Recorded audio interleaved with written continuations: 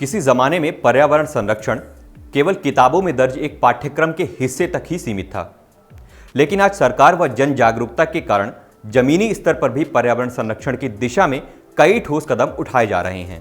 उन्हीं में से एक सराहनीय कदम है दिल्ली सरकार द्वारा हाल ही में लागू की गई ट्री प्लांटेशन पॉलिसी यानी वृक्ष प्रत्यारोपण नीति।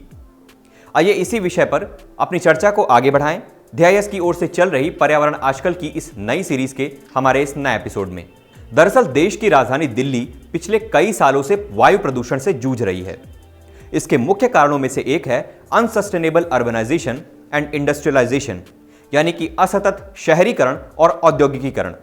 और कुछ इन्हीं गैर जिम्मेदाराना विकास कार्यों के चलते पेड़ों की अंधाधुंध कटाई भी की जा रही है, जिससे कार्बन का प्राकृतिक सिंक कहे जाने वाले पेड़ों की पर्याप्त उपलब्धता के न होने से वायु प्रदूषण पर लगाम नहीं लग पाती।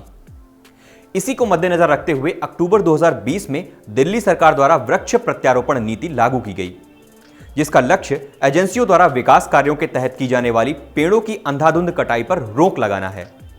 इस प्रकार दिल्ली वृक्ष प्रत्यारोपण नीति लाने वाला देश का पहला राज्य है। इस नीति के अंतर्गत विकास कार्यों से प्रभावित 80% पेड़ों को नए व सुरक्षित स्थानों पर ले जाकर प्रत्यारोपित करना है और साथ ही साथ 10 नए पौधों को लगाना भी है। इसके अलावा प्रत्यारोपण के 1 साल के बाद एजेंसियों को यह सुनिश्चित करना होगा कि उनके द्वारा प्रतिरोपित पेड़ों में से लगभग 80% पेड़ जीवित हैं।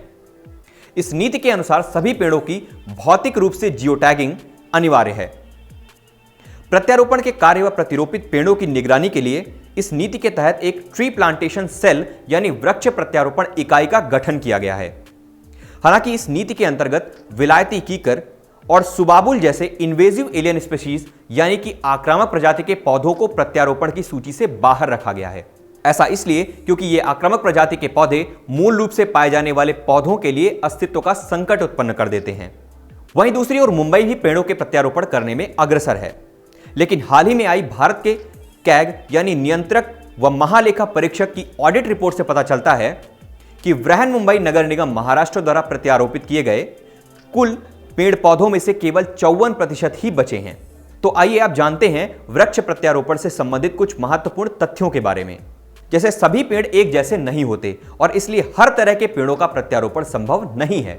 प्रत्यारोपण के पश्चात पीपल, गूलर, सेमल और शीशम जैसे पेड़ों के जीवित रहने की संभावनाएं ज्यादा होती हैं, लेकिन ढाक, पलाश, शहतूत, अर्जुन और झिलमिल के कुछ ऐसे पेड़ हैं जो स्थानांतरण यानी प्रत्यारोपण को नहीं झेल पाते। इसके अलावा टैप रूट सिस्टम यानी कि मूसला जल वाले पेड़ों को भी प्रत्यारोपण नहीं किया जा सकता।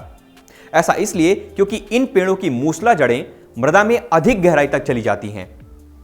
अगर कभी ऐसे पेड़ों का प्रत्यारोपण किया जाए तो इनकी जड़ों को क्षति पहुंचती है।